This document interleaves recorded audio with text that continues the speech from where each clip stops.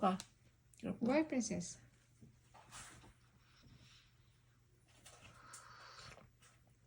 Anong gusto mo? Yung ganyan? Dry? Or yung fresh? Dali. Mas ano yung dry? Mas prefer mo yung dry, no? Kasi yung fresh, yung anong lasa? Ibang lasa ng fresh at saka dry. Anong difference, Dali? Mas may ano yung dry. Mas ano?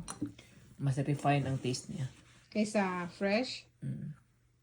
Ayan siya, guys. I made the lemongrass tea.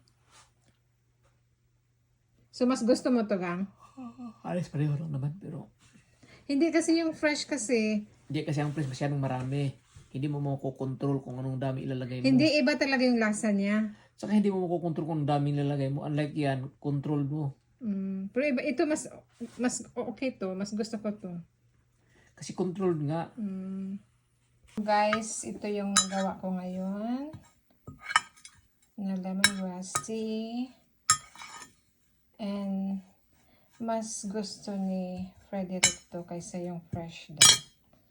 So, ito siya muna, guys. Di-dry ko muna. And then, after drying, nilagay ko doon sa blender. And this is it. The final product.